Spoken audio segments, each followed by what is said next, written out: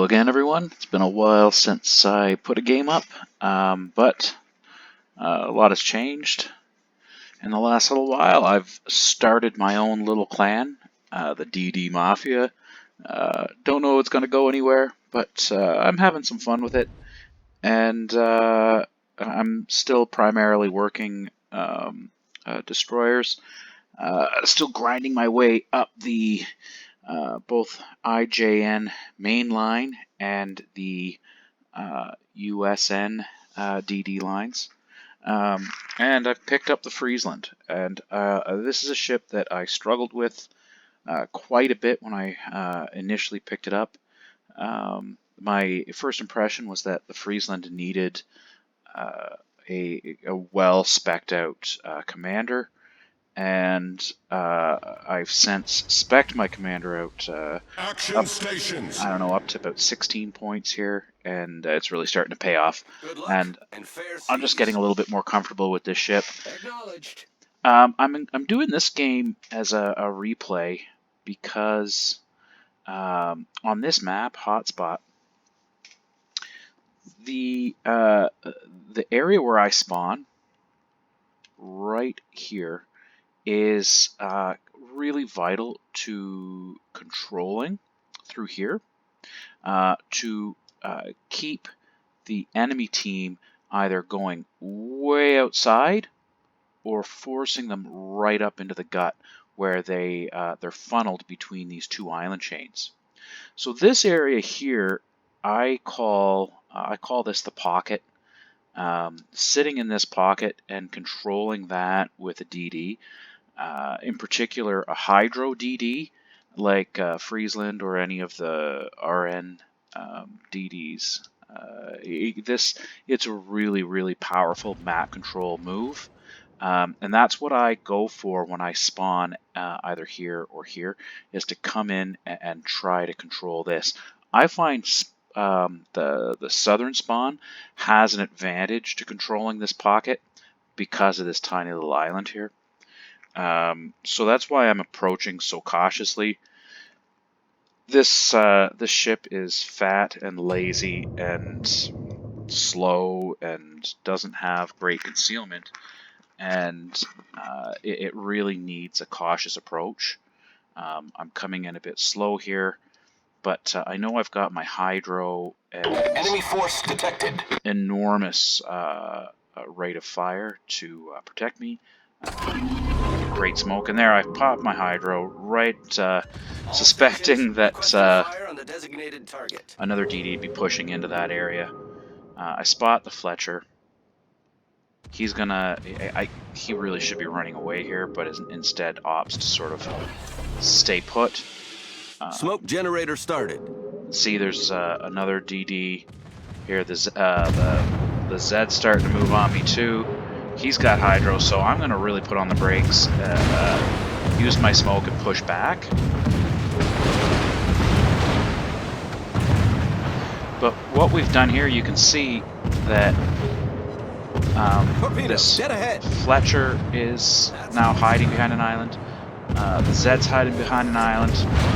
We're going to just wear this Fletcher right down. He's gone. Sunk an enemy destroyer. I'm really not vulnerable to torpedo attacks in my smoke with my Hydro on. Look where I'm positioned, right here in the middle of the pocket. Now, the red cruisers are pushing back. The two Yorks. Their DDs are going to be really reticent about pushing into an area where they're exposed to a high rate of fire. I'm sitting in my smoke and still able to spot this Gneiss now as he continues to fire. And look where he's going. You can see he's now forced, just like the rest of his team, into going way outside here where they're sitting ducks to these guys up here. So this is a really powerful position that I'm in. I'm controlling more than half of the map just by virtue of the fact that they're afraid to push up against a DD, and my teammates are able to support me here in the pocket. This North Carolina just gets absolutely abused. I think I take a lot of damage off of this poor guy. You know, he's doing his best to position himself behind that island, but he's spotted, and now it's just time to unload.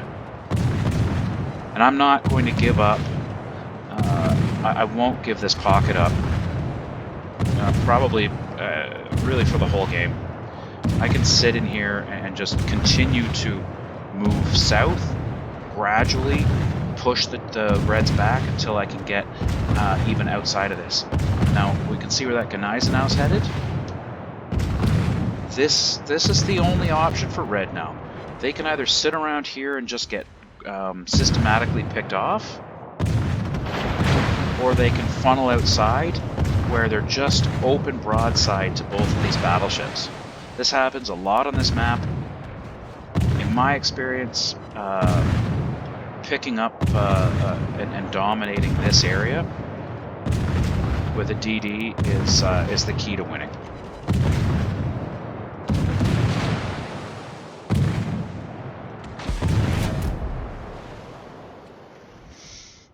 I'm moving into a safer position here where I'm not going to be as vulnerable to Smoke generator attack. started. Get my smoke out, mostly for me, but also for the Martel behind me. Let my smoke creep out there, and then I can move my way back. A hard lesson learned in the fat, slow Friesland is when you're in smoke, get your radar up. I've eaten too many torpedoes, just I couldn't get out of the way of. Smoke screen Having set. hydro running while you're in smoke, it's just a necessity. I've been trying to conserve hydro with my smoke charges on for, you know, periods later in the game where I think it's going to come in more useful. So far, that's been to my detriment. Running hydro every time you're in smoke is an absolute necessity in this ship. See that Gneisenau? He's just wide open. Yeah, he just doesn't have a hope in hell here. And that's what controlling this middle, this pocket does. Our Vladivostok, because of our effort to control this area, has been able to push forward and really cause problems.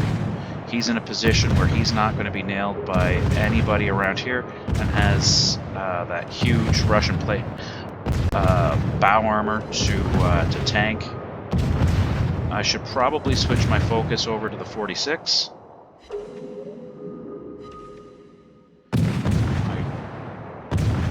And we'll just melt him down.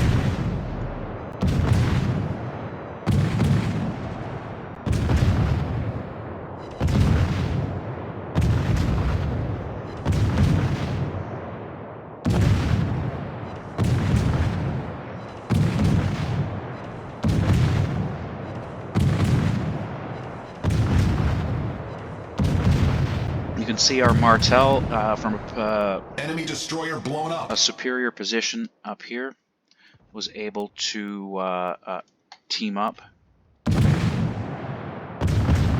with the Jean Bart and easily dispatch that Gneisenau. These guys, they're going to try to move up into this pocket. The Jean Bart, the North Carolina, the York. But they're coming in at a tremendous disadvantage. They don't have... They're being funneled into a pinch point. They don't have support behind them. They don't have DD spotting and pushing us out with torpedoes. We've looked after all of that. These guys just... They really don't have too many options available. Fire on the target.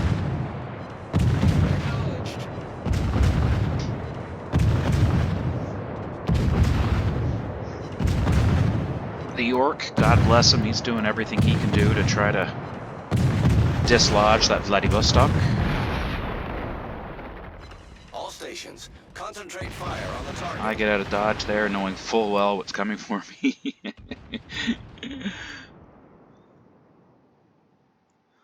Turn the guns around and just repeat process.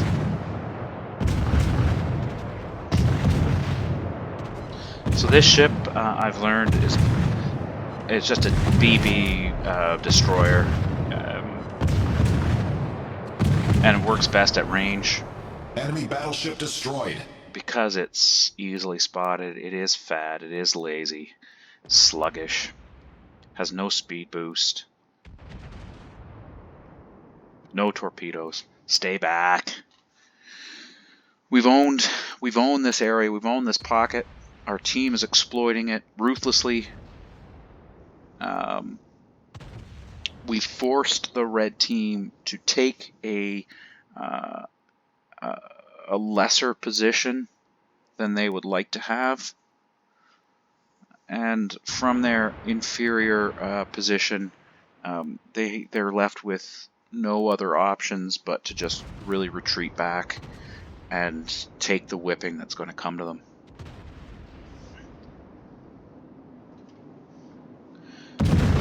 They're no longer able to contest this area of the map, and it's our turn to just push.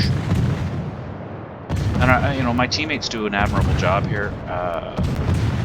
Vladivostok, man, this guy did a great job of reading the map, reading the situation, and really exploiting it to help himself and his team. Jean Bart and Martel both saw their opportunities. Martel is doing what he's supposed to do and getting out on that flank that he knows now is wide open for him. This is a really good team game, and you know, I included this game just to show how to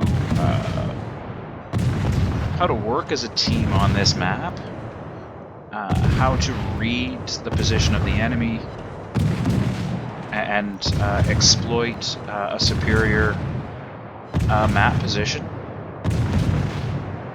And also, it's really fun to show off the Daka Daka on this silly little ship. It is not an easy ship to play, but it's, you know, it sure has its strengths.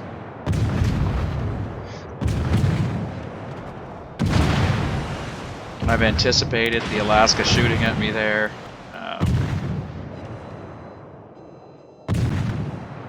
Just some experience coming into play here, keeping me alive.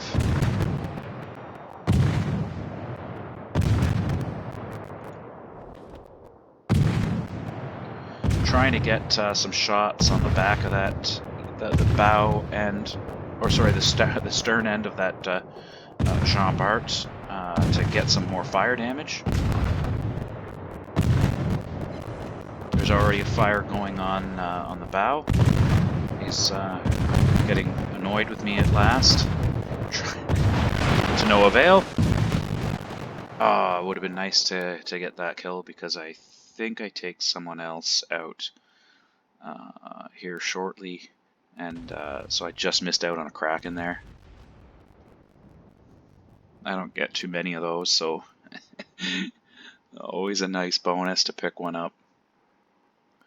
You can also see that the CV, knowing full well that the Friesland was sitting right on the E3 in that pocket, completely avoided coming over our way. He was going to have nothing to do with flying any of his planes anywhere near Friesland.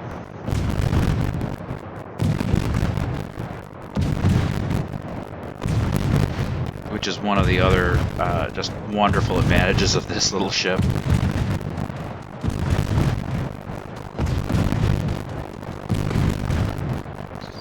The Montpellier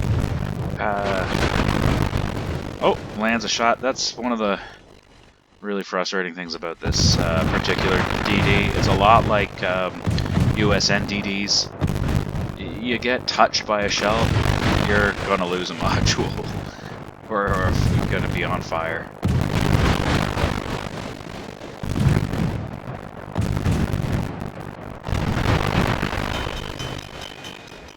Bad aim forces me to miss out on the Montpellier,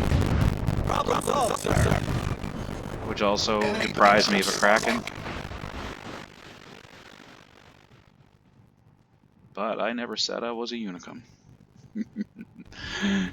This game, our push through the 1, 2, 3 lines really tipped the balance of the game.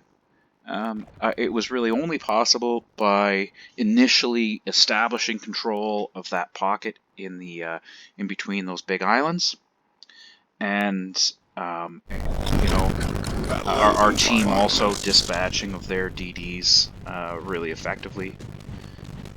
This is just a really well played game by everyone involved on our team.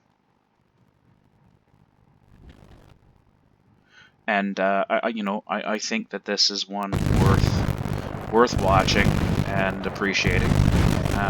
This is my first time through this replay, but it won't be my last. I'll watch this a few more times to continue to try to take things out of this and to learn from it.